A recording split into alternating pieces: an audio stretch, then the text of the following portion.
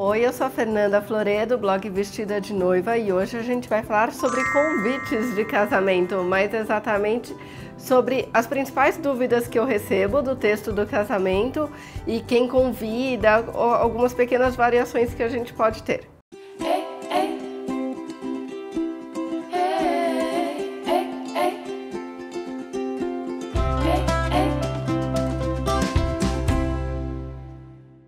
Vocês já repararam que em alguns convites aparece sempre o nome dos pais na frente convidando, né? Então, primeiro o nome dos pais do noivo, da noiva, convidam para a cerimônia de casamento de seus filhos e daí vem o nome dos noivos. E alguns outros convites vem primeiro o nome dos noivos, daí algumas vezes eles colocam juntamente com seus pais e daí sim o nome dos pais.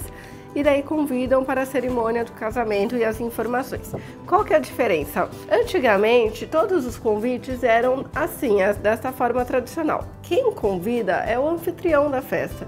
O anfitrião da festa normalmente é quem está pagando, quem está arcando com os custos da festa e oferecendo a festa. Antigamente, sempre era os pais, independente se é o pai da noiva ou do noivo, eram os pais quem arcavam com os custos da festa, eram os pais que ofereciam a festa de casamento para os seus filhos. Por isso que o nome dos pais sempre vinham em cima, eles quem convidavam para a festa dos seus filhos.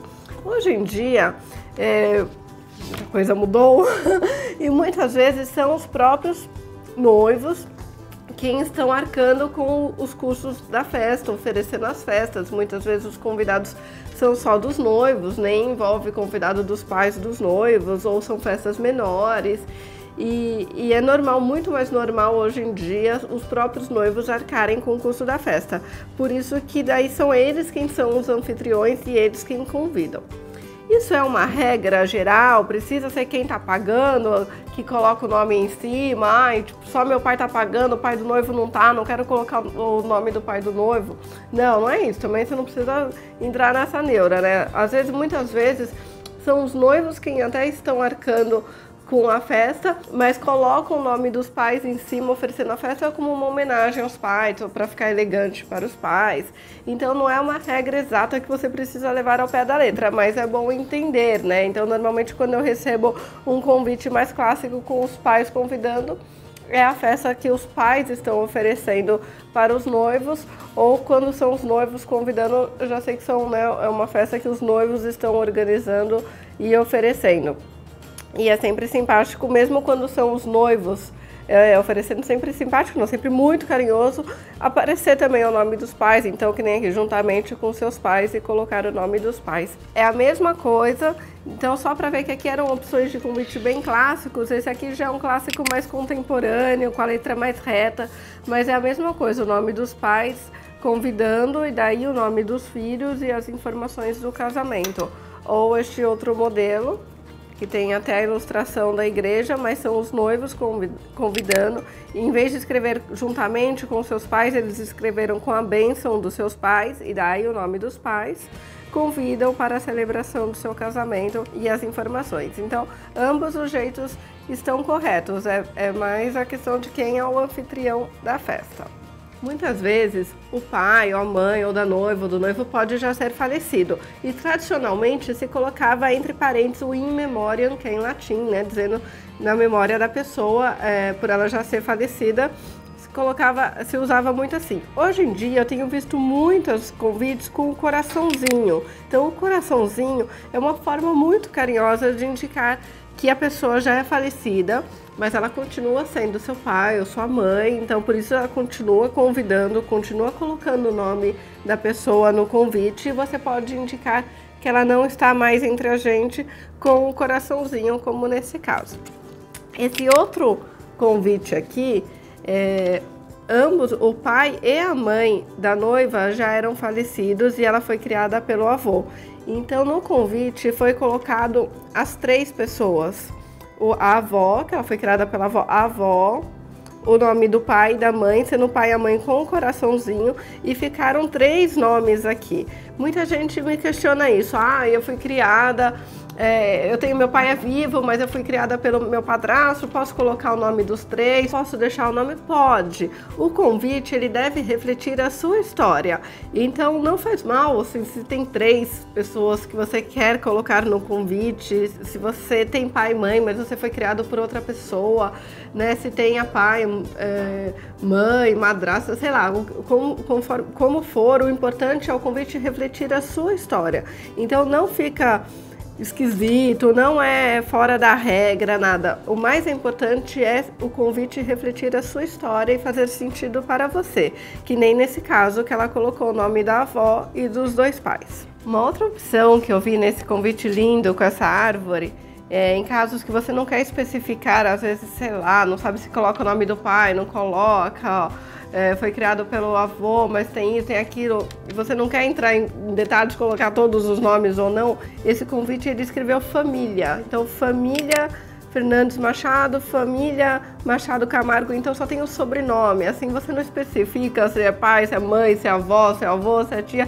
Eu achei uma solução que ficou interessante quando você tem algum probleminha familiar e não sabe se coloca o nome de um, de outro, você pode deixar como família e os 2 sobrenomes. Eu achei que ficou bem bonito e elegante. E esse outro convite aqui, eu selecionei ele para mostrar porque o convite ele pode ter páginas a mais também. Então aqui tem a página do convite com as informações do casamento e tem uma página a mais, tá vendo que veio junta, que é com mapinha. Então na hora que sai do envelope tem umas 2, né? E aqui tem essa outra página, ela serve como convite individual, que está aqui dentro.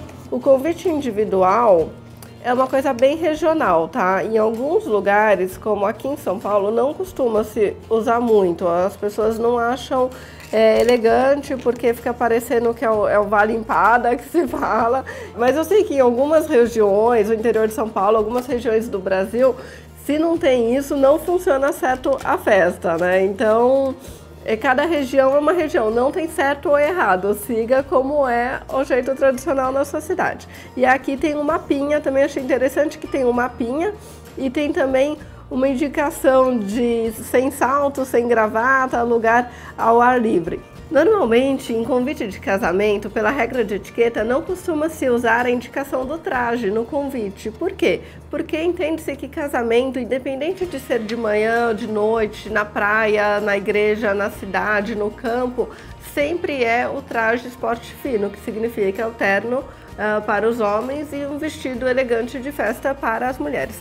Só se coloca traje, tipo de traje, quando é uma festa black tie, que daí os homens devem ir de smoking, as mulheres obrigatoriamente de longo, ou quando você tem alguma solicitação especial, por exemplo, tem gente que casa na praia e quer todos os convidados vestidos de branco, daí você coloca traje obrigatório branco, traje, sugestão de traje branco, daí nesses casos, que é uma coisa pontual, coloca-se.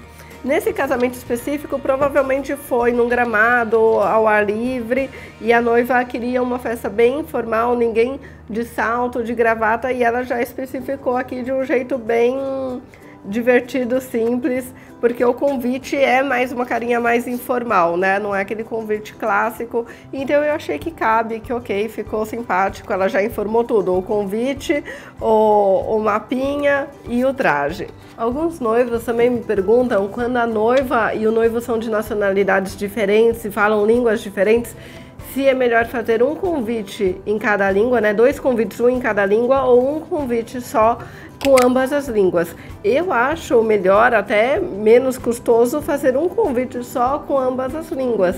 E eu acho que reflete melhor também a história do casal, né? Que é um casal com ambas as línguas e que as 2 línguas são importantes e fazem parte da vida deles, e o convite fica que nem nesse caso, né? Que já tem português e francês nesse caso. É uma opção sempre que os casais são de nacionalidades diferentes. E por último, um convite de casamento duplo. Algumas pessoas optam, né, em casar já junto com a irmã, cada uma com seu noivo no mesmo casamento, então é uma opção. E daí sempre perguntam se cada uma faz o seu convite ou se é o mesmo convite para todos os convidados do casamento duplo. É melhor ser o mesmo convite, porque senão imagina que eu sou convidada de uma noiva, eu chego lá pro casamento e de repente tem duas noivas, aí eu fico sem entender nada, é um casamento duplo, são dois casais casando juntos. Os convidados têm que saber, né? Os convidados não são obrigados a presentear ambos os noivos, só quem eles conhecem, se só serem conhecidos de um casal, né? Ou se eles conhecem os dois, daí presentem os dois. Mas o convite é bacana informar que se trata de um casamento duplo. E tem o nome das três famílias, né? Três, porque supondo que as noivas são irmãs, é a mesma família para as noivas, mais uma família para o noivo de uma e outra família do noivo de outra. Daí tem aqui convidam para o casamento de seus filhos e o nome dos dois casais. Então fica um convite duplo. E como mensagem final, eu queria dizer que o convite de casamento sempre deve ter significado para você e refletir a história dos noivos. Então não tem tantos certos e errados assim como as pessoas pensam. Às vezes o mais importante é ele ter significado para você. Daí vai estar certo e vai ser lindo e as pessoas vão amar.